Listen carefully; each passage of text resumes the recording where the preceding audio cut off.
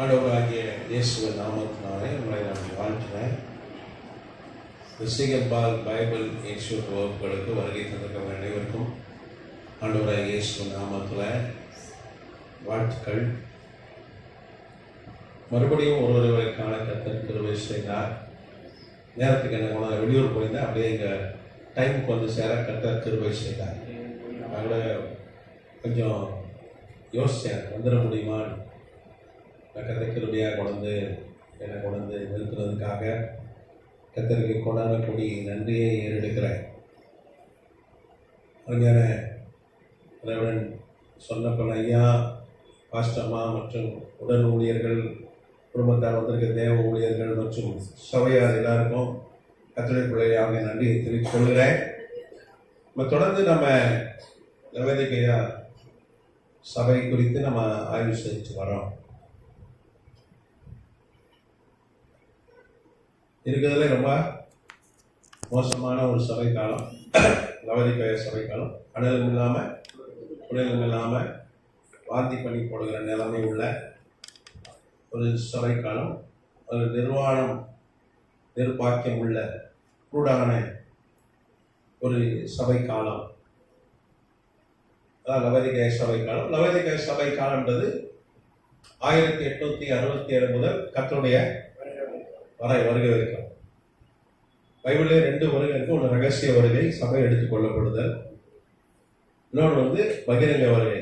ஆண்டவரே வருவார், 3வது உலக போர் நடக்கும், அந்தி கிறிஸ்துவையும் கள்ளத்தீர்க்கதரிசியும் கர்த்தர் அழைத்து போடுவார். சில ஊழியர்கள்ல ஒரே ஒரு வருகை தான் இருக்கு, கர்த்தருடைய பகிரங்க வருகை மாத்திரம்தான் அப்படின்னு சொல்றாங்க. அது உண்மை இல்லை. பைபிள்லேயே அதுக்கு வசனங்கள், பைபிளில் நிறைய ஆதாரங்கள் இருக்கிறது. அது குறிப்பாக பார்த்தீங்கன்னா தெசலோனிக்கேயருக்கு அப்போஸ்தலனாகிய பவுலை கொண்டு கர்த்தர் எழுதின நிருபம்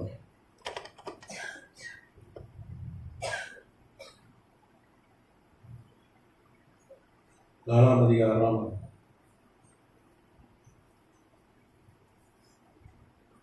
14ஆம் வசனம். இயேசுவானவர்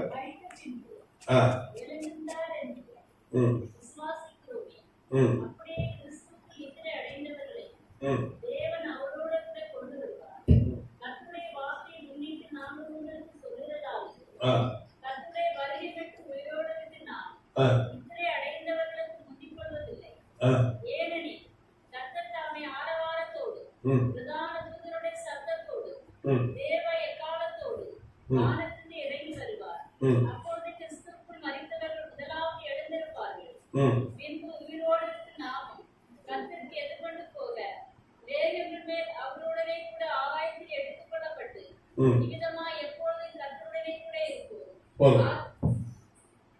17 வரைக்கும், 14 வரைக்கும் வாசம்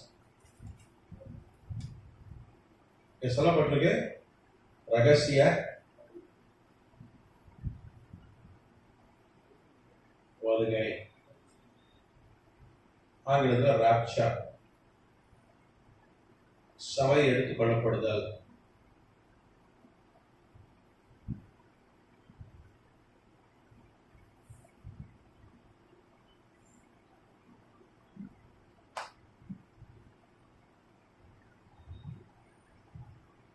சபை எப்போது எடுத்துக்கொள்ளப்படும்? இந்த வருகையில தான். சபைன்றது நாம் தான், கிறிஸ்துவின் சரீரமாகிய சபை. அதனால ரகசியமா இரவிலே திருடன் வருகிற விதமாய் கர்த்தருடைய நாள் வரும் என்று நீங்கள் நன்றாய் அறிந்திருக்கிறீர்கள் என்று 1 தெசலோனிக்கேயர் 5:2 சொல்கிறது. அப்போ திருடனை போல வருவேன் ஆண்டவர் சொல்லியிருக்கிறார். ரகசிய வருகை, கர்த்தர் நாமத்துக்கு ஸ்தோத்திரம். அப்ப வருகை எதுக்குன்னா, பரிசுத்தவான்களை உயிரோடு எழுப்பி ஏற்கனவே பூமியில இருக்கிற பரிசுத்தவான்களை மறுரூபமாக்கி அவர் ஆண்டவராய் இயேசு கிறிஸ்து மரித்து உயிரோடு எழுந்த பிறகு அவர் ஒரு சரீரத்தை தனக்கு ஏற்படுத்தி கொண்டாரே, அந்த சரீரத்தை எல்லாரும் கொடுப்பது. அழிவில்லாத ஒரு சரீரம். அதுதான் பிலிப்பியர் 3 அதிகாரம் 21 வசனம் வாசிங்க. அவர் எல்லாவற்றையும் தமக்கு கீழ்ப்படுத்திக் கொள்ளத்தக்க தம்மை வல்லமையான செயலின்படியே நம்முடைய அற்பமான சரீரத்தை நம்முடைய மகிமையான சரீரத்துக்கு ஒப்பாக மறுரூபப்படுத்துவார். அப்போ அதனுடைய பரிசுத்த நாமத்துக்கு ஸ்தோத்திரம். அப்போ அவர் மரித்து உயிரோடு எழுந்த பிறகு ஒரு சரீரத்தை தனக்கு ஏற்படுத்தி கொண்டார். இப்ப அந்த சரீரத்துல தான் ஆண்டவர் இருக்கிறார். எத்தனை நாமத்துக்கு ஸ்தோத்திரம். அவரை பார்க்கணும்னா அந்த சரீரத்தோட தான் இருக்கிறார். அதே சரீரத்தை நமக்கு கொடுக்கும் வண்ணமாக அந்த வருகை. நீங்க பாத்தீங்கன்னா பகிரங்க வருகை குறித்து இங்க வெளிப்படுத்தின விசேஷம் 19ஆம் அதிகாரத்தில் சொல்லப்பட்டிருக்கு. பகிரங்க வருகை, அதான் 2ஆம் வருகை. வெளிப்படுத்தின விசேஷம் 19ஆம் அதிகாரம் 11ல இருந்து நீங்க வாசிங்கன்னா பகிரங்க வருகை, ராஜாதி ராஜாவை வருவார் என்று சொல்லப்பட்டிருக்கிறது. கதிராமத்துக்கு சோதரம் வந்து யுத்தம் பண்ணுவார். அந்தி கிறிஸ்துவோடும் கள்ள தீர்க்கதரிசியோடு யுத்தம் பண்ணி அவனை அழித்து அக்கினி கடல்ல போடுவார். அல்லேலூயா. அது 2ஆம் வருகை. இன்னைக்கு சில ஊழியர் என்ன சொல்றாங்க, இந்த 2ஆம் வருகை தான் உண்மை, ரகசிய வருகைன்னு ஒண்ணு கிடையாது. ஏன்னா பைபிள்ல தெளிவா இருக்கு. பைபிள் படிச்சாலே போதையா. அப்போ இது ஒரு கள்ள போதனையா இன்னைக்கு நிறைய இடங்கள்ல போதிக்கப்பட்டு வருகிறது. கர்த்தர் ரகசியமான ஒருவர் ரெண்டு போல ஒருமையை சொல்லியிருக்காரு. அல்லேலூயா. ஆனா 2ஆம் வருகை அப்படி இல்லை. நமக்கு கிளியரா தெரியும். 3 வருஷம் அந்தி கிறிஸ்து ஆட்சி, அது முடிவில் அவன் 7 வருஷம் அந்த பூமியை ஆளுவான். 3 வருஷம் ஒரு நல்லவனா தன்னை காண்பித்துக் கொள்வான். ஒரு 3 வருஷம் தான் என்ன பண்ணுவான், அந்தி கிறிஸ்துவா அவன் என்ன பண்ணுவான், தன்னை காட்டுக்கொள்வான். வேற தெளிவா சொல்லிட்டு 3 வருஷத்துல அவன் ஆட்சி முடிவு வந்துடும். அப்ப நமக்கு தெரியும் ஒரு 3 வருஷம் தான் இருப்பான். அப்ப அது ரகசிய வருகை இல்லை, சொல்லிட்டு வராரு 3 வருஷத்துல அந்தி கிறிஸ்து 7 வருஷம் ஆட்சி முடிவுல நான் வந்துடுவேன். அப்ப அது ரகசியம் அல்ல, அது திருடன் போல வருகிறது அல்ல, அது பகிரங்கமா அறிவிச்சுட்டு வரார். ஆனா ரகசிய வருகை என்பது இஸ்ரேல் தேசம் சுதந்திரம் அடைஞ்சு ஒரு தலைமுறைக்குள்ள வருவேன்னு சொன்னார் பாருங்க, மத்தேயு 24 அதிகாரம். அதுதான் ரகசிய வருகை. அல்லேலூயா. ஒரு சபையை எடுத்துக்கொள்வார், பரிசுத்தவான்களை எடுத்துக்கொள்வார். எத்தனை நாமத்துக்கு ஸ்தோத்திரம். பகிரங்க வருகையில யார் வருவானா, ரத்த சாட்சியை மறித்தவர்கள். ரத்த சாட்சியா மறிச்சவங்க தான் வருவாங்க. அதுவும் நீங்க பாத்தீங்கன்னா பகிரங்க வருகை பாருங்க, அதுல சொல்லப்பட்டிருக்கு 4ஆம் வசனம் வெளிப்படுத்தின விசேஷம் 20 நாள் வாசி.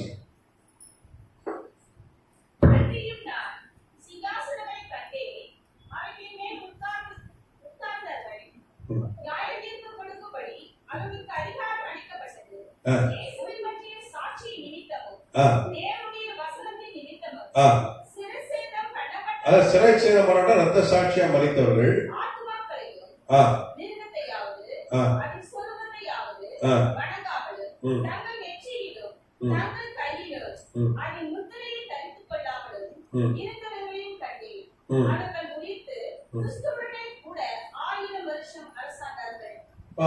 யார் வந்து பகிரங்க வருகையில வந்து ஆட்சி செய்வார்கள், ரத்த சாட்சியா மறித்தவர்கள் சொல்லப்படும். அப்போ அந்த கிறிஸ்து ஆட்சியிலையும் கூட ரத்த சாட்சியை மறிச்சாதான் வரலாங்க. அப்போ ரட்சிக்கப்படுவார்கள் என்று வேதம் சொல்லுது. ஏன்னா நீங்க பாத்தீங்கன்னா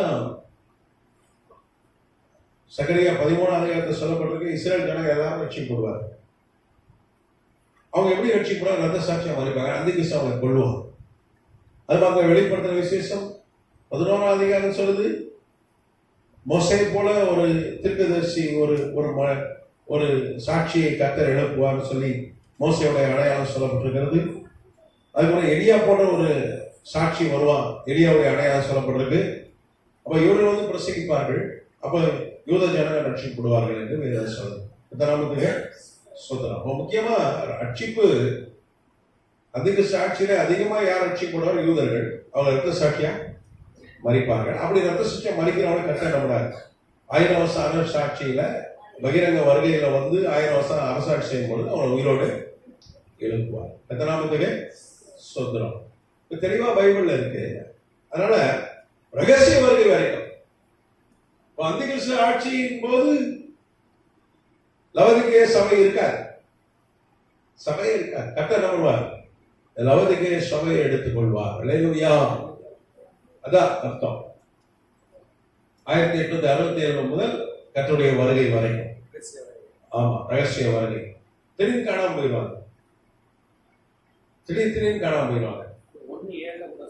ஆமா ஆமா. அப்போ கர்த்தர் ரகசியமா வந்து சபை எடுத்துடுவாரு. அதுக்கப்புறம் பகிரமா வந்து என்ன பண்ணுவார்? அந்த கிறிஸ்துவை களத்துக்கு அழைத்து போடுவார். அதான் 3ஆம் உலக போர். 1000 வருஷம் அரசாட்சி செய்வார். அதுதான் சகரியா 14 கூட சொல்லுது. சகரியா 14ஆம் அதிகாரத்துல அழகா சொல்லப்பட்டிருக்கு. சகரியா 14 4ஆம் வசனம்.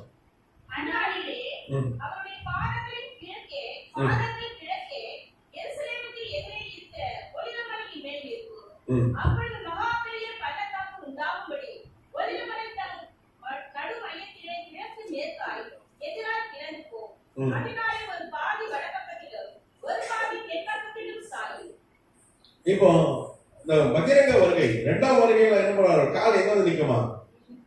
ஒளி மலையில நிற்கும். எந்த ஒளி மலையில ஏறி போனாரோ அதே மாதிரி திரும்ப வரேன்னு சொன்னார்ல சீசர்ட்ட. ஆமா, சுவிசேஷ நூல்ல சொல்லப்பட்டிருக்கல. அதே மாதிரி நான் திரும்ப அவர் வருவார் என்று தெளிவா சொல்லப்பட்டிருக்கு. அதே மாதிரி இந்த ஒளி மலையில தான் வந்து இறங்குவார். கர்த்தராய் வந்து இறங்கும் போது இந்த ஒளி மலை என்ன பண்ண 2ஆ பிளந்துரும் அப்படின்னு சொல்லி வேதம் சொல்லுது. 2019 இந்த ஒளி மலையில ஒரு 7 நட்சத்திர ஹோட்டல் கட்டுறதுக்கு அரசாங்கத்தை பெர்மிஷன் கேட்டாங்க, ஒரு பெரிய கம்பெனி. ஏன்னா எருசலேம்ல வருஷந்தோறும் 1 கோடிக்கு அதிகமான ஆட்கள் வந்து போகிறாங்க. குறிப்பா இந்த ஹோலி டூர் சொல்லி கிறிஸ்தவர்கள் புனித பயணம்னு சொல்லிட்டு அங்க என்ன பண்றாங்க? அங்க வராங்க. அதனால அந்த ஒளிவு மலையே ஒருத்தன் அது ஒரு பகுதியில 7 ஸ்டார் ஹோட்டல் கட்டுறதுக்கு மண் ஆய்வு, அப்புறம் இஸ்ரேலுடைய ஜியாலஜிஸ்ட், அதாவது பூமி கடையில் ஆய்வு செய்யறவங்கள ஜியாலஜிஸ்ட் என்று சொல்வார்கள். அவங்க ஆய்வு செய்து இதுல வந்து ஒரு பெரிய கட்டடம் கட்டுறதுக்கு முடியுமான்னு சொல்லி ஆய்வு செய்த பொழுது அவர்கள் வந்து கண்டுபிடித்தார்கள். சீக்கிரத்துல வெகு சீக்கிரத்துல ஒரு 60 வருஷத்துக்குள்ள அங்க ஒரு பெரிய பூமி எழுச்சி ஏற்பட்டு மழை 2ஆ பிளந்துடும் சொல்லி என்ன பண்ணாங்க? கண்டுபிடித்தாங்க. ஏன்னா நியூபியன் பிளேட் மேலதான் அந்த மழை இருக்கு. அந்த பிளேட் வந்து விலகி இருக்கிறது. அது திரும்ப அது ஒரு மேல ஒண்ணு ஏறி இருக்கு. அது விலகும் போது என்னாகும்? மழை 2ஆ பிளந்துடும் அப்படின்னு சொல்லி ஹோட்டல் கட்ட அனுமதி கொடுக்குறாங்க. அதான் வேதம் சொல்லுது. ஒளிவு மழை என்ன பண்ணும்? 2ஆ பிளக்கும். ரெடியா இருக்கு. கீழே இந்த நியூபியன் பிளேட் மேல தான் அந்த மழை இருக்கு. நீ பூமி தட்டா தான் இருக்கு. இன்னைக்கு கூட ஒரு பூமி எழுச்சி ஏற்பட்டது அந்த மழை தெரியுமா? ஆனா சுனாமி எச்சரிக்கை விடப்பட இல்லை. அப்போ ஆண்டவர் எப்படி ஏறி போனாரோ அதே மாதிரி ஒளிவு மலையில வந்து என்ன பண்ணுவார்? வந்து அங்க வந்து இறங்குவார். அதுதான் வந்து சுவிசேஷ நூல்கள்ல ரொம்ப தெளிவா சொல்லப்பட்டிருக்கு. அவர் எப்படி போனாரோ அப்படியே வந்து என்ன பண்ணுவார்? வந்து இறங்குவார் என்று வேதம் சொல்லுது. அதே மாதிரி ஒளிவு மலையில வந்து அவர் கால்கள் பட்டவன ஒளிவு மலைனா 2ஆ பிளக்க போகுது. அது இப்பவே 2010 விஞ்ஞானிகள் என்ன பண்ணியிருக்காங்க? கண்டுபிடிச்சி ஹோட்டல் கட்டுறதை நிறுத்திருக்காங்க. ஆனா வேதம் அன்னைக்கே சொல்லிட்டு ஒளிவு மலை 2ஆ பிளந்துரும் அப்படின்னு அங்கே வேதம் சொல்லுது. அல்லேலூயா. அப்போ பைபிள் தெளிவா சொல்லப்பட்டிருக்கு. ரகசிய வருகை, பகிரங்க வருகை. அதெல்லாம் இதை குழப்பிக்காதீங்க. இன்னைக்கு கூட என்கிட்ட ஒருத்தர் கேள்வி கேட்டாங்க, இல்லைன்னு சொல்றாங்க. ஒரு ஊழியக்கார் பேர் சொல்லிட்டு, ஒரு பெரிய ஊழியக்கார் சொந்தமா டிவி சேனல்லாம் நடத்துறாங்க. அவர் சொல்றாரு அப்படின்னு சொல்லி சொன்னபோது நான் வசனத்துல தான் காண்பித்து கொடுத்தேன். நமக்கு பைபிள்ல பைபிள் இருக்கு. எதுக்கு யார் சொன்னாங்க? கர்த்தருடைய வார்த்தை தான் முக்கியம். சரியா? அதுதான் முக்கியம். வானம் பூமி ஒளிந்து போனாலும் வார்த்தை ஒளிந்து போவதில்லை. கர்த்தர் நாமத்துக்கு ஸ்தோத்திரம். அப்போ அருவருக்கத்தக்க ஒரு சபையாய் லவோதிக்கேய சபை காலம் மாறி போறதுக்கு முன்னாடி ஆரம்பம் நல்லாதான் இருந்தது. அப்புறம் வர வர மாமியா கழுத போனாலும் கட்டரமா மாறினாலும் அந்த கதையா ஆயிடுச்சு. என்ன ஏன் சொல்லுவாங்கன்னா, மாமியார் ஆரம்பத்தில் மாப்பிள்ளை மருமகளை வாங்கன்வா, காலையில இடியப்பம் பாயா தருவா, மத்தியானம் பிரியாணி தருவா, ஆட்டுக்கறி பிரியாணி, நைட்டு சிக்கன் வறுவல் ஆப்பம் எல்லாம் உண்டு. ஆனா வர வர என்ன கடைசியில ரசமாயிரும். அதை வச்சுதான் சொன்னா, வர வர மாமியா கழுத போல அப்புறம் எட்டி உதைப்பா, கழுத மாதிரி கத்துவா, அப்புறம் கட்டரம்பு கடிக்கிற மாதிரி கடிச்சிருவா. நீங்க ஒருத்தன் அந்த காலத்துல சொல்லி வச்சாங்க. உண்மைதான். மாமியார் வீட்டுல போயிருந்தா எல்லாம் போயிடும். சிஸ்டர் அழகா சொல்றாங்க. ஆமா ஆமா ஆமா. அப்ப மாமியார் வீட்டுல இருங்கன்னு சொல்லக்கூட காமிடும். மருமகனை இருங்க, மாப்பிள்ளை இருங்கன்னா இல்ல அப்படின்னா அர்த்தம் நம்ம போயிடணும்னு அர்த்தம். அதான் ஒரு பையன் கேட்டானா, அப்பா மறு வீட்டுக்கு போயிருக்கான் கல்யாணம் கட்டிட்டு, அப்பா அம்மாட்ட போயிட்டு வரப்பா எத்தனை நாள் இருக்கணும், டேய் பிளேட்ல உன் மூஞ்சி தெரிஞ்சா வந்துடு, உன் முகம் என்ன பண்ணணும் பிளேட்ல தெரிஞ்சா வந்துடு. அவனும் மூஞ்சி தெரியும் பார்த்தா தெரியல, ஒன்னும் ரசம் வச்சுட்டான். ரசம் பார்த்தா சரியா தெரியல. அடுத்த நாள் தண்ணி சோறு போட்டான், தண்ணி ஊற்றி கஞ்சி போட்டான். அதுல தெளிவா தெரிஞ்சுது, ஆஹா நமக்கு டைம் முடிச்சுன்னு கிளம்பதுதான். அதே மாதிரிதான் இந்த லவோதிக்கேய சபை ஆரம்பம் அப்படியே அனலா இருந்தது. இந்த காலகட்டத்தில் தான் பரிசுத்த ஆவியான பின்மாறி ஊற்றப்பட்டா என்று வாசிக்கிறோம். அது பாத்தீங்கன்னா நீங்க பாத்தீங்கன்னா பெரிய பெரிய எழுப்புதல், பெந்தைகோஸ்தே எழுப்புதல்லாம் இந்த காலகட்டத்தில் தான் வந்தது. அது குறிப்பா பாத்தீங்கன்னா இந்தியாவிலே எப்படி எழுப்புதல் வந்துச்சுன்னு சொல்லி போன வகுப்புல பார்த்தோம். பண்டிட் ரமாபாய் சரஸ்வதி நம்ம இந்திய வரலாற்றை சொல்லி அவங்க சுதந்திர போராட்ட வீராங்கனை, அவங்க சுதந்திரத்துக்காக போராடினீங்க அப்படின்னு அழகா திருச்சிட்டாங்க. ஒரிஜினல் ஹிஸ்டரி என்ன சொல்லுது, அவர்கள் தான் இந்திய பெந்தகோஸ்தே இயக்கத்தின் தாய், ஆசிய பெந்தகோஸ்தே இயக்கத்தின் தாய், ஆப்பிரிக்க பெந்தகோஸ்தே இயக்கத்தின் தாய். ஆஸ்திரேலியால தான் ஒரு எழுப்புதல் வந்துச்சு, வேற எங்கேயும் இல்லவே இல்லை. ஒரு பெண், அது ஒரு பிராமண பெண்ணை கத்தை இருக்கிறார், ஏழை விதவை, ஒரு விதவை அம்மா எதை சொல்லுது, வெளவான்களை வெட்கப்படுத்த கர்த்தர் யாரை தெரிந்து கொள்கிறாரா, அவருக்கு வெளவான் வேண்டாயா, ஸ்ட்ராங் ஆனால் அவருக்கு வேண்டவே வேண்டாம், நம்மள மாதிரி வீக். ஐயோ நான் இவ்வளவு நீதான் வேணவா, எனக்கு ஒண்ணு தரலவா, ஞானவான்களை வெட்கப்படுத்த நம்ம பைத்தியடானா, ரைட், நான் நீதான் வேணவா. அப்படிதான் இந்த அம்மாவை எல்லாம் மொட்டை பாப்பாதி விதவைன்னு சொல்லி ஒதுக்கி தள்ளாங்க. ஆனா கர்த்தர் அந்த அம்மாவை கொண்டுதான் ஆசியாவிலே ஒரு பெரிய எழுப்புதலை, ஆப்பிரிக்கால இந்திய தேசத்துல ஒரு பெரிய எழுப்புதலை கர்த்தர் கொண்டு வந்தார். 1905 ஜூன் மாதம் 29 1,00,000 பேர் பரிசுத்த ஆவியானவர் அபிஷேகம் பெற்றாங்க. அல்லேலூயா. தூக்கி வீசிச்சு, எல்லாம் கத்தி கடப்பாறையோட வந்தான், சத்தம் கேட்குது. ஏற்கனவே கடுப்புல இருக்கான். இந்த பிராமண விதவைகள்லாம் இந்த ஊர்ல இருக்கிறது நமக்கு அவசரம் அப்படின்னு ஏற்கனவே கடுப்புல இருக்கான். ஊருக்கு ஒதுக்கிதான் இருந்தாங்க. இவரை சத்தம் போடுறாங்க, அந்த எல்லாம் சேர்ந்து எல்லாம் அடிக்க வந்தான், தூக்கி வீசிச்சு. கரண்ட் அடிச்சா எப்படி விழுவான், நீங்க பாத்தீங்களா? இந்த மின் கம்பத்துல அப்படியே குரங்குகள் சில நேரம் அடிச்சு தூக்கி வீசும் பாத்துறீங்களா? அந்த மாதிரி அடிச்சு தூக்கி வீசிச்சு. அப்படியா கர்த்தர் இறங்கினார். அல்லேலூயா.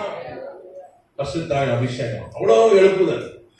அதுக்கப்புறம் பாத்தீங்கன்னா அமெரிக்கால, இந்தியாவுக்கு வந்த பிறகுதான் அமெரிக்காவுக்கு எழுப்புதல் வந்துச்சு. இந்தியா ஒரு முக்கியமான எழுப்புதல் வந்து பாத்தீங்கன்னா அசுசா தெரு எழுப்புதல், அசுசா ஸ்ட்ரீட் ரிவைவல். அது இந்த காலகட்டத்தில் தான்.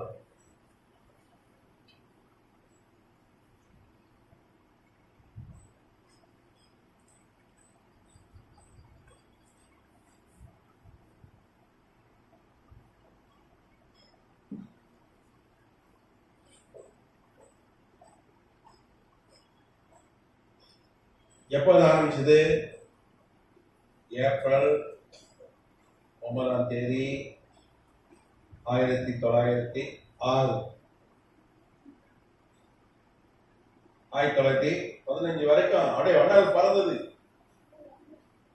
எங்கே இந்த எழுப்புதல் துவங்கியது? Los Angeles.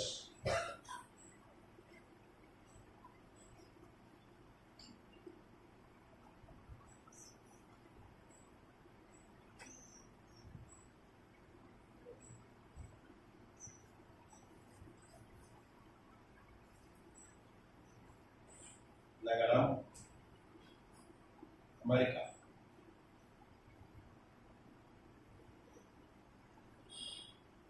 கலிபோர்னியா,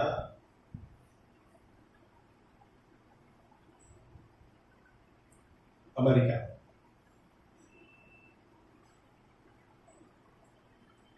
இங்கிலீஷ்ல எழுதுறேன். Azusa street revival.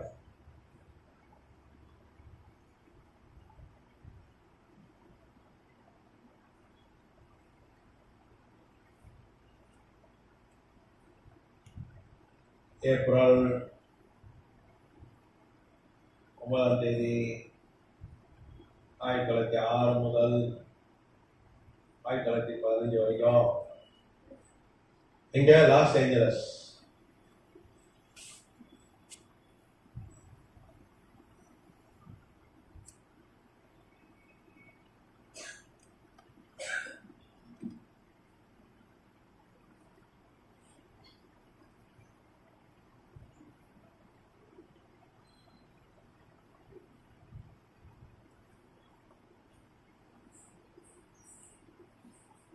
ஏப்ரல் 9ஆம் தேதி பரிசுத்த ஆவியானவர் அமெரிக்காவில் இறங்கினார்.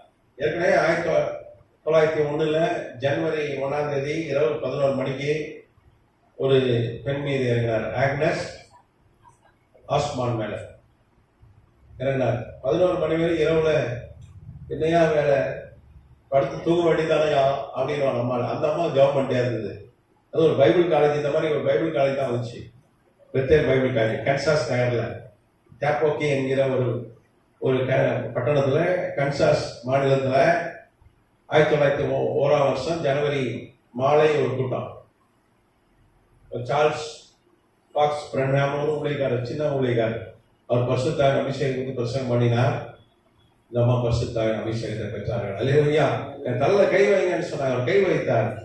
பரிசுத்தாவின் இறங்கினார். 3 நாள் சீன மொழி பேசினார். 3 நாள் சீன மொழி தான் எழுதினாங்க. அந்த அம்மா நர்ஸ், இங்கிலீஷ் வரல, இங்கிலீஷ் மறந்து போச்சு. அதான் முதல் கத்தர் பின்மாரியை ஊற்றின நாள். அல்லேலூயா. அந்த எழுப்புதல் தான் அப்படியே ஆஸ்திரேலியா போய் இந்தியாவுக்கு வந்து, அதுக்கு அமெரிக்காவில் ரொம்ப பேர் பெற்றுக்கொள்ளல. ஆனா இந்த முறை 1906 ஏப்ரல் 9 எழுப்புதல் பல லட்சம், கோடிக்கணக்கில் மக்கள் நம்ம எழுப்புதல் மூலமாய் 50 கோடி பேர் சொல்லலாம் ஆண்டவர் பரிசுத்த ஆவியானவரை பெற்றுக்கொண்டாங்க. அல்லேலூயா. அந்நிய பாஷை பேசினார்கள், வரங்களை பெற்றுக்கொண்டாங்க. கர்த்தநாமத்துக்கு ஸ்தோத்திரம். நீங்க பாத்தீங்கன்னா லாஸ் ஏஞ்சலஸ் நகரம் இப்ப எப்படி இருக்குன்னா கடவுள் இல்லாத நகரமா இருக்கு. இப்பதான் ஒரு பெரிய காட்டு தீ பிடிச்சது. ஹாலிவுட் அங்கதான் இருக்கு. உலகத்தின் சினிமாவுடைய தலைநகர் அங்கதான் இருக்கு ஹாலிவுட். இப்ப கூட ஹாலிவுட்ல ஒரு பெரிய பூமியாட்சி ஏற்பட்டுச்சு. விழா நடந்துட்டே இருந்தது. விருது விளங்கும் விழா இருக்கிறதுல உயர்ந்த சினிமா விருது எதுன்னா ஹாலிவுட் அந்த வாங்குற ஆஸ்கர் விருது தான். இந்த ஆஸ்கர் விருது இவரால் அப்படியே பூமியை குலுங்கிச்சு. அவருக்கு ஏற்கனவே ஆண்டவரை பரியாசம் பண்ணாங்க சினிமாக்காரங்கெல்லாம். வானத்துல நெருப்பு விழுந்துச்சு. ஹாலிவுட் மலையில லாஸ் ஏஞ்சல்ஸ் எரிஞ்சு போச்சு. அது பேர் இப்ப காட்லெஸ் சிட்டி, கடவுள் இல்லா நகரம். ஆனா அந்த நகரத்துல தான் அமெரிக்காவுக்கு எழுப்புதல் உண்டாச்சு. ஆனா இன்னைக்கு எப்படி இருக்கு அந்த நகரம்? கடவுள் இல்லா நகரமா இருக்கு. நான் ரெண்டு பேர் சொன்னேன்.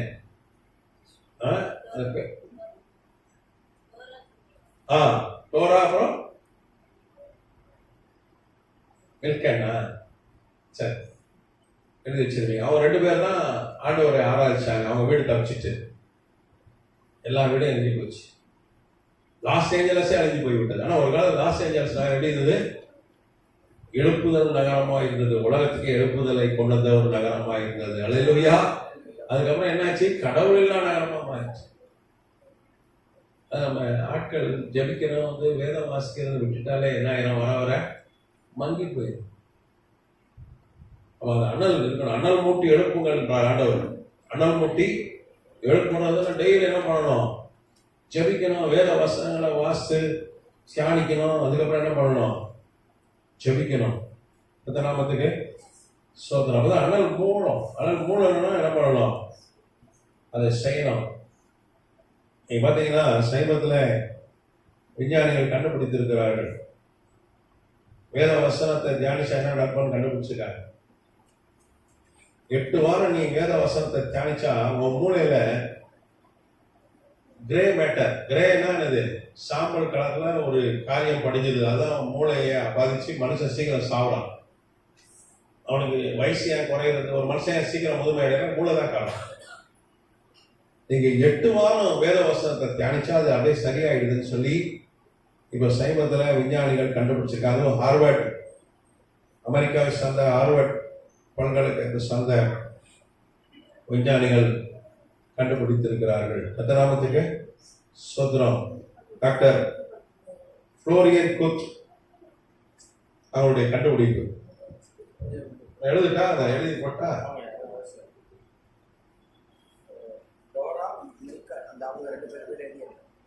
மில்கன்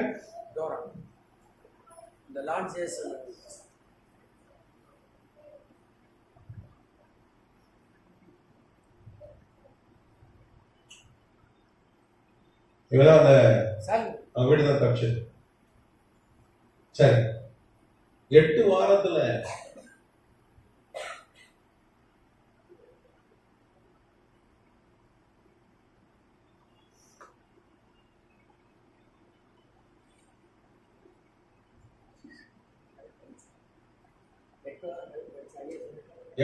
வாசி தியானம் பண்ணணும். பைபிள் மாத்திரம் போதாது, என்ன பண்ணணும், தியானிச்சிங்கன்னா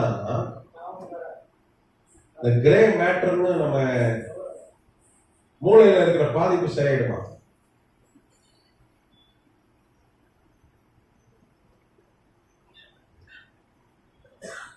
மூளையில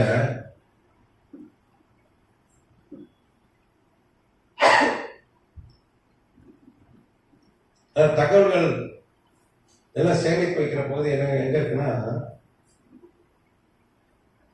மூளையுடைய வெளிப்பகுதியில, மேல் பகுதியில இருக்கு. அதுல வந்து சுகம் உண்டாகலாம். செத்து போன பிரெயின் செல்லுக்கு உயிர் வந்ததுதான் விஞ்ஞானிகள் கண்டுபிடித்திருக்கிறாங்க.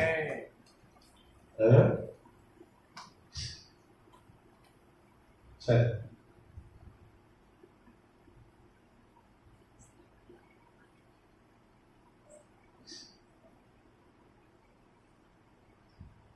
நீ மூளையில் பாத்தீங்கன்னா வெள்ளை பகுதி, சாம்பல் பகுதி இருக்கு.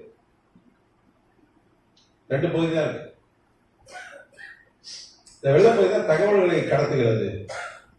இந்த சாம்பல் பகுதி தான் உடல் அப்படியே கண்ட்ரோல் பண்ணுது. தகவல் தொடர்புக்கு வெள்ளை மூளை. நீங்களும் ஆட்டு மூளை சாப்பிட்டுருக்கீங்க, 2 கலர்ல இருக்கும்.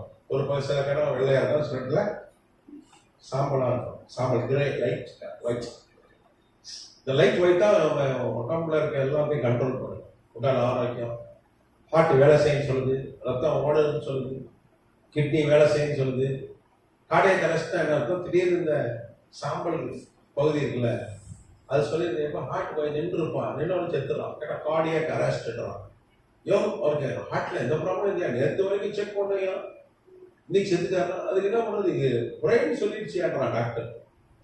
நின்றுன்னு சொல்லிது பிரெயின். ஒரு ஆள் நின்றுன்னா அவுட்டவன் யாரு இருக்கோ இல்லையா. சில சொல்லுவான், நானும் அப்பப்போ போய் அப்போலோல செக் பண்ணுவையா, அப்போலோல அப்படின்வான். ஒருத்தன் அப்போலோல செக் பண்ண காலையில ஒன்றும் இல்லைன்னு சர்டிஃபிகேட் கொடுத்தாங்க, சாயங்காலம் போட்டுட்டான். என்னையானா, இன்னும் போச்சியா இருதயம், கார்டியக் அரெஸ்ட், அட்டாக் கிடையாது. ஹார்ட் அட்டாக்ன்றது ரத்தத்தில் அப்படியே கொழுப்பு சேர்ந்து சேர்ந்து சேர்ந்து சேர்ந்து மாட்டுக்கறி, ஆட்டுக்கறி, அதுக்கு வந்து மயனைஸ். இப்போ நம்மளால மயனைஸ்ன்னு ஒன்று சாப்பிட்றாங்க. ஒரு 10 வருஷமா, ஒரு 5 வருஷமா மயனைஸ்னா நீ சாப்பிட்றீங்களா, இல்லையா இருக்கும். அதை ஃபுல்லா தடவி எல்லாத்துலையும் தடவலாம். மைனஸ் தெரியுதா? அதை தயவு செய்து தின்னக்கூடாதீங்கயா, ஹார்ட் அட்டாக் ஆகும், லிவர் அவுட் ஆகிடும். சின்ன சின்ன பிள்ளைங்களாம் லிவர் கெட்டு போய் வந்து நிற்கிறாங்க. என்னன்னா டெய்லி சவர்மா சாப்பிடுவோம், மைனஸ் தடவி எவ்வளோ ரொட்டிக்கு மைனஸ் தடவும். அது லிவரை நல்லா தடவிட்டான், லிவர் அவுட்டு. சின்ன சின்ன பிள்ளைங்களாம் வந்து நிற்கிது. டாக்டர் என்ன சொல்றாங்க, ஐயோ மைனஸ் சாப்பிடாதியா. நம்ம எவ்வளோ டேஸ்டான உணவு, நம்ம தமிழ்நாட்டு உணவு. இந்த மைனஸ் நல்லாவா இருக்கு, இந்த பிஸால டேஸ்டாவா இருக்கு, பர்கர் நல்லா இருக்கா? நம்ம டேஸ்டா இருக்கா? பெருமைக்கு திம்மா சிலர்லாம். நாங்க அப்படியே பிஸாவும் பர்கரும் திம்மா. நீங்க அப்படியே லிவர் கெட்டு போய் சாவீங்க. மைனஸ் ரொம்ப டேஞ்சர். இந்த மைனஸ்களே சாப்பிட்டீங்கன்னா கொழுப்பு அடைச்சிடும். அப்புறம் அடைச்சி ரத்தம் போது அது ஹார்ட் அட்டாக். ஆனா மைனஸே திங்கலையா, நல்லா இருக்கேன் இருதயம். ஆனா திடீர்னு நின்று போச்சுன்னா கார்டியக் அரெஸ்ட். அதுக்கான இந்த கிரே மேட்டர், இந்த கிரே சாம்பல் கலர்ல இருக்க பகுதி, அது ஒழுங்கா வேலை செஞ்சாதான் உன் இருதயம் ஒழுங்கா வேலை செய்யும், உடம்பு வேலை செய்யும். அல்லேலூயா. அதுதான் வேதத்துல 3 யோவான்ல வாசிக்கிறோம், உன் ஆத்துமா வாழ்கிறது போல எல்லாருமே வாழ்ந்து அப்பதான் நல்லா இருப்ப. உன் ஆத்துமா நல்லா இல்லைன்னா நீ நாரி போயிருவியா அப்படின்னு வேதம் சொல்லு. கரெக்டா? அப்ப 8 வாரம் நீ தியானிச்சுன்னா உன் இருதயத்துல மூளையில சுகம் வந்துடும், உடம்புல சுகம் வந்துடும். 8 வாரம்.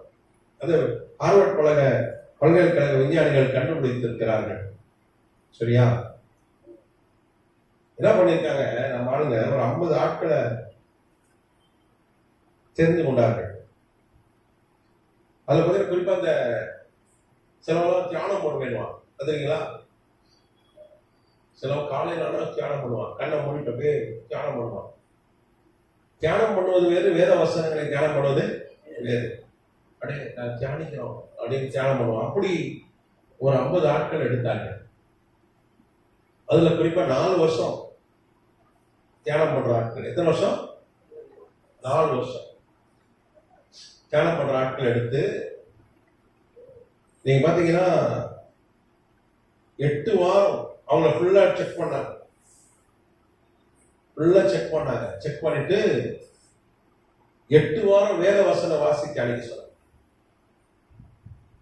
அப்பதான் கண்டுபிடித்தார்கள், வேத வசனங்கள் 8 வாரத்துல மூளையே ஆரோக்கியமா மாத்திருது, உடலையே ஆரோக்கியம் மாத்திருது. அதுதான் இரவும் பகலும் கர்த்தருடைய வேதத்தில் ஞானமா இருக்கிற மனுஷன் வாக்கியம், அவன் செய்வதெல்லாம் வாய்க்கலாம்.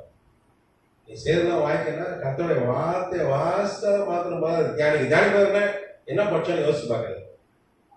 சொல்றோம் பைபிள் படிப்பாங்க பாருங்க, ஒன்னும் என்ன படிச்சான்னு தெரியாது. அது கர்த்தருடைய ஆசீர்வதிப்பான்னு போட்டு, என்னையா படிச்ச, என்ன புக் படிச்ச, எதை கடமைக்கு வாசிமா. ஆனா வாசு என்ன வாசம் நினைக்க முடியும். சிலவங்க ராத்திரி தூக்கம் வராது. அதை யோசிச்சுன்னா உனக்கு அப்படியே தியானிச்சுன்னா நல்லா தூக்கம் வரும். நீங்க ரொம்ப பேருக்கு என்ன பிரச்சனை, தூக்கமே வரதில்லை. ஒரு ஊழியக்காரன் நான் சந்திச்சேன், சனிக்கிழமை போய் அங்கதான் நான் பிரசங்கம் பண்ணேன். அவர் சொன்னார், ஐயா எனக்கு தூக்கமே வர மாட்டேங்குது இரவுல தூங்குறதுல அப்படி மிஞ்சி தூக்கம் மாத்திரம் போட்டோம்னா 1.5 மணி நேரம் தான் தூங்குறேன் அப்படின்னா. நீ வேத வசனங்களை தியானிச்சு பாரு, உன் மூளை அப்படி செயல்படும். உன் பிள்ளைக்கு வேத வசனத்தை கற்றுக் கொடு, உன் பிள்ளை அப்படி படிக்கும். கராத்தே கிளாஸுக்கு அனுப்பலாம் ஞாயிற்றுக்கிழமை. ஒரு அம்மா கேட்டேன், என்னம்மா உன் பிள்ளை சபையை காணும்? ஐயா அவர் எங்க வீட்டு பக்கத்துல கராத்தே கிளாஸுக்கு போறாயா. நான் சொன்னேன், ஒரு நாள் அவன் உடனே அடிப்பான், புருஷனே அடிப்பான். என்னப்பா கராத்தே கிளாஸுக்கு அடிக்கிற? அதே மாதிரி ஒரு நாள் போன் பண்றாங்க, ஐயோ பண்ணுங்கயா, என்னாச்சு, வயிற்றுல ரத்த கட்டியா, ஆபரேஷன் பண்றாங்க. ஏன்?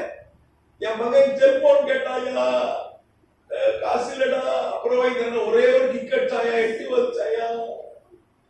அவன் கராத்தே எதை காமிச்சிட்டான், அம்மா அப்பா யார்கிட்ட காமிச்சிட்டான். இப்ப என்ன, ஹாஸ்பிட்டல்ல இருந்து போன் பண்ணுது. நான் சொன்னேன், அன்னைக்கு சபை கூட்டுவான், வேத வசனத்தை கற்றுக் கொடு, தியானம் பண்ணுனா நீ கராத்தே பழகிறது.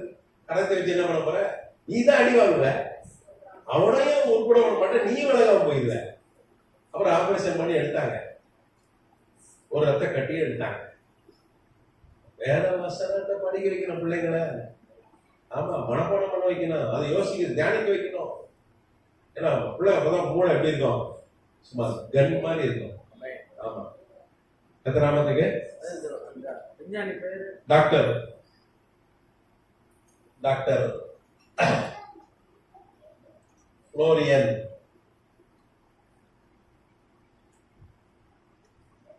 கேக்குதா? கேக்குறாங்களா? அவர் ஃப்ளோரியன் கோச். அதுக்கப்புறம் பார்த்தீங்கன்னா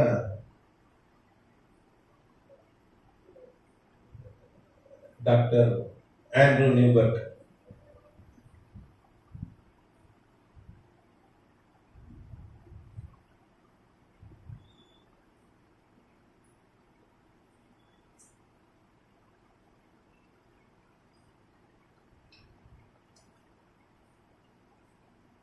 ஹார்வர்ட் பல்கலைக்கழகம்.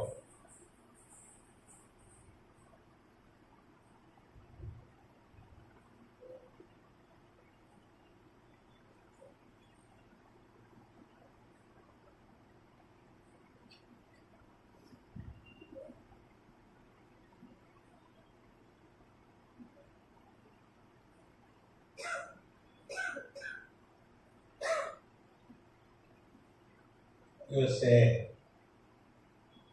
Doctor Florian.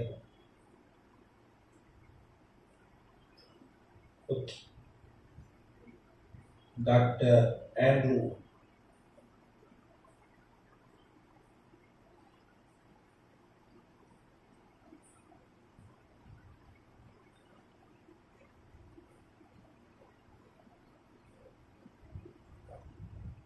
அமெரிக்கா.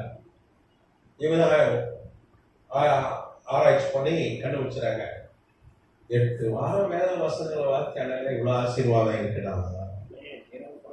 20 வாரம் தினந்தோறும் நீ பண்ணீங்கன்னா எங்க வச்சு பண்ணாங்கன்னா,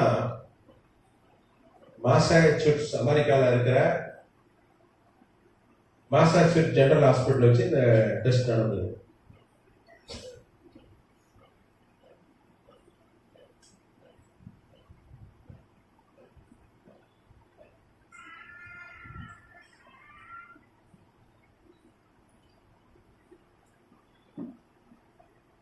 இவங்க எம்ஆர்ஐ ஸ்கேன் பண்ணி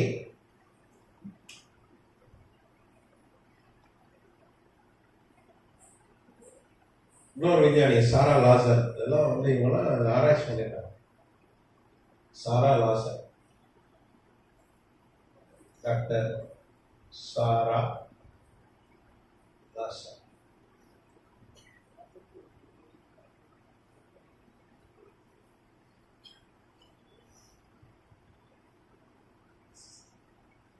உங்களை யாரு 50 ஆட்களை வச்சு 8 வாரம் வேத வசனத்தை வாசித்து தியானிச்ச பிறகு ஸ்கேன் பண்ணாங்க. அதுக்கு முன்னாடி மற்ற பொதுவான தியானம், சிலவங்க தியானம் பண்ணுவான், அது செல்லாது, அதனால பிரயோஜனம் இல்லை. வேத வசனங்களை வாசித்து வேத வசன தியானம் பண்ணாதான் 8 வாரத்துல மூளை ஆரோக்கியமாயிரும் அப்படின்னு கண்டுபிடிச்சிருக்காங்க. இல்லையா? இந்த வேத சொல்லு, வேத வசனம் எப்படி இருக்கா? மருந்தா இருக்கிறது. எப்படி இருக்கு? மருந்து. அதான் ஆரோக்கியம். நாமத்துக்கு நீங்க 119 சங்கீதம் நீங்க வாசிங்கன்னா வேத வசனத்தை குறித்து அவ்வளவு அளவா அழகா சொல்லப்பட்டிருக்கிறது. சரியா? அப்போ நம்ம பைபிள் வாசிக்கிறத விட்டுட்டாங்க. அதனாலதான் ஆச்சு, நவதிக சபையில எழுப்புதல் குறைஞ்சிச்சு. ஜெபிக்க விட்டுட்டாங்க, ஜெபிக்கிறத விட்டாங்க. சரி, மனுஷன் 54 மாத்திரம் அல்ல, தேவனுடைய வாயிலிருந்து புறப்படுகிற ஒரு வார்த்தையினாலும் பிழைப்பான். மத்தியில வாசிங்க. அவன் ஒரு மாசாச்சுட்ஸ் ஜெனரல் பல்கலைக்கழக ஹாஸ்பிட்டலுக்கு போய்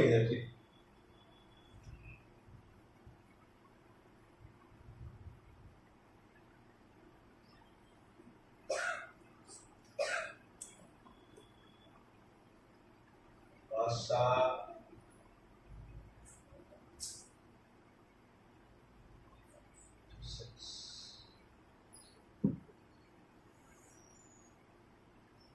General Hospital.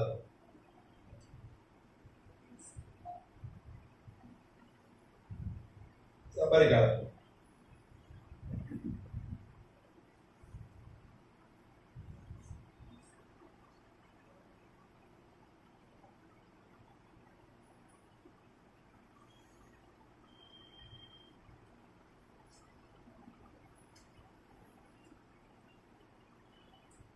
Hospital. அதோட நிறைய ஜெர்மனி பல இடங்கள்ல சோதனை நிறைய கண்டுபிடிச்சிருக்காங்க. வேத வசனத்தை தியானிக்கிறதால இளமை என்ன பண்ணுதான் திரும்புதான். ஆண்டவர் சொன்னார், முதல் வயதில் நீ புஷ்டியா இருப்ப, கனி கொடுப்ப. யாரு சொல்லியிருக்காரு? நமக்கு தான் சொல்லியிருக்காரு. அப்போ முதல் வயதுலயே ஒரு புஷ்டியா இருக்கணும், கனி கொடுக்கணும். என்ன பண்ணலாம்? இளமையா இருக்கணும்னா வேற வசனத்தை வாஸ்தா மாத்திரம் தியானிக்கணும்.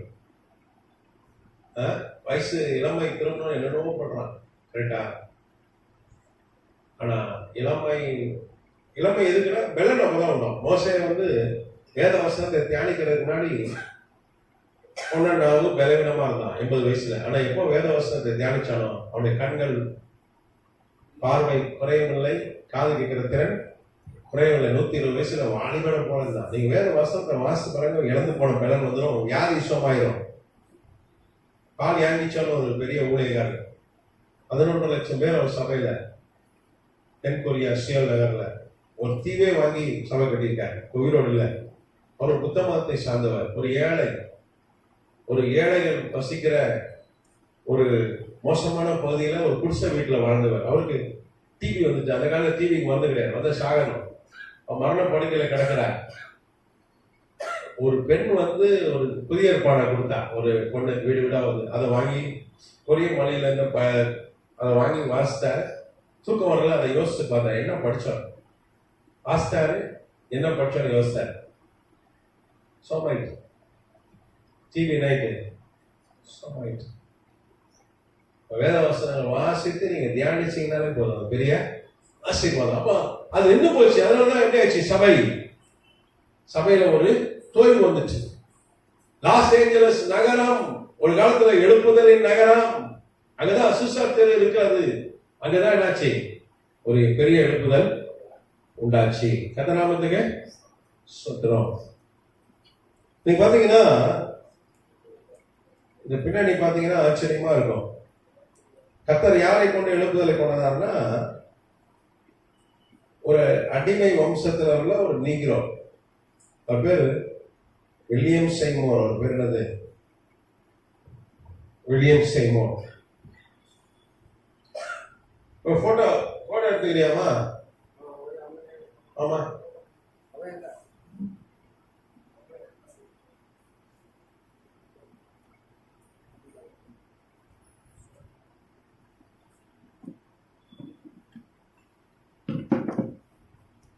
போட்டோ எடுமா. தென்கொரியால ஒரு பைத்தியம் பிடிச்சி ரோட்ல சுத்தி இருந்தான். பைத்தியம் அங்க சபையில வந்து உட்கார்ந்து வாசல்ல உட்கார்ந்து அவனை பிச்சை கேட்பான்.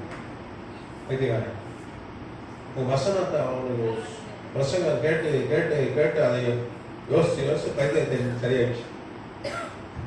இன்னைக்கு தென்கொரியால அவன் பெரிய பணக்காரன். நாட்டில் ஒரு பணக்காரன் அவனும் ஒருத்தன். பைத்தியம் தெரிஞ்சிடும், ஞானம் வந்துடும், அப்படியே ஆரோக்கியம் உண்டாயிடும். இல்லையா? 8 வாரத்துக்கே இந்த கதினா அப்ப 8 வருஷம், அப்புறம் 80 வருஷம் கழிச்சு. கீழே எழுதுலையோ? சரி.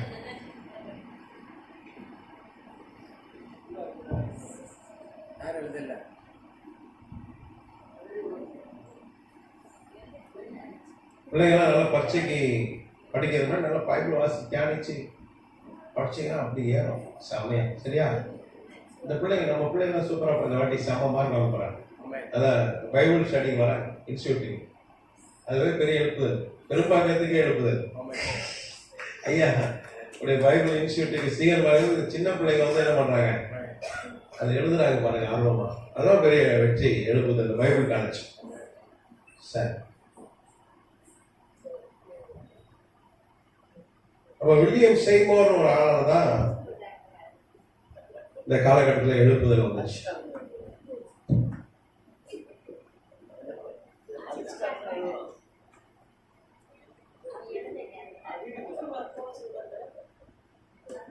அடிச்சதுக்காக அழுவலாம் அப்படியா? பாரு எவ்வளவு வைராக்கியப்பா. அல்லாத நான் ஸ்டார் போடுறேன், 7 ஸ்டார் உனக்கு தான் ஹையஸ்ட் ஸ்டார். எவ்வளவு பாரம் பாரு, இந்த சின்ன பிள்ளைக்கு எவ்வளவு பாரம். நீப்பா உனக்கு 7 ஸ்டார், உனக்கு மற்றவனுக்கு 5 தான்ப்பா.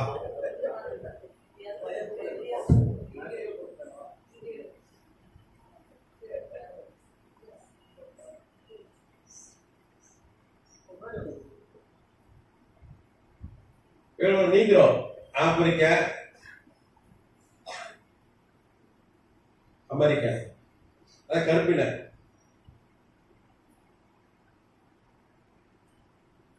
நீக்கிறோம். நீக்கிறோம் பாஸ்டர் எல்லாரும் ஒதுக்கப்பட்ட ஒரு நீக்கிறோவை எழுப்பி கொண்டுதான் கர்த்தர் என்ன பண்ணாரு, இவ்வளவு பெரிய எழுப்புதல கர்த்தர் கொண்டு வந்தா. அது இல்லையா? அப்போ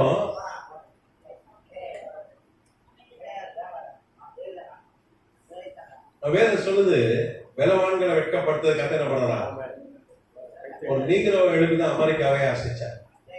ஒரு எழுப்புதல கர்த்தர் கொண்டு வந்தார். சரியா? ஒரு வெள்ளை ஒரு சின்ன ஊழியக்காரன் தான். ஹூஸ்டன் நகர்ல ஒரு சின்ன ஓடக்கொட்டாய் சபையில ஒரு சின்ன கூட்டத்தை வச்சுட்டு பிரசங்கம் பண்ணியிருந்த ஆளதான் கர்த்தர் லாஸ் ஏஞ்சலஸ் நகரத்துக்கு கொண்டு அந்த அசோசியேட் தெருவில் ஒரு சின்ன ஒரு வீட்டில தான் கூட்டம் நடத்தினார். பரிசுத்த ஆவியின் அபிஷேகம், ஒரு பெரிய எழுப்புதல் உண்டாச்சு. அல்லேலூயா. அடுத்த வகுப்புல நம்ம தெளிவா பார்த்துடலாம். மணி நமக்கு 8:50 ஆக போகிறது. அடுத்த வகுப்புல பார்க்கலாம். சரியா? சரி, கேள்வி இருக்கா? கேள்வி இருந்தா கேளுங்க. கேள்வி இருக்கா? எல்லாரும் புரிஞ்சுதா? புரிஞ்சா இல்லையா? உடனே நல்லா புரிஞ்சுக்கோம். வர வர மாமியா கழுத போல, ஆனா அதெல்லாம் கட்டற மாட்டான். அந்த கதை எல்லாம் புரிஞ்சுக்கோம். இந்த வில்லியம் செய்மோர் கதை புரிஞ்சுதா? சரி, டைம் ஆயிடுச்சு. கர்த்தர் உங்களை ஆசீர்வதிப்பாராக.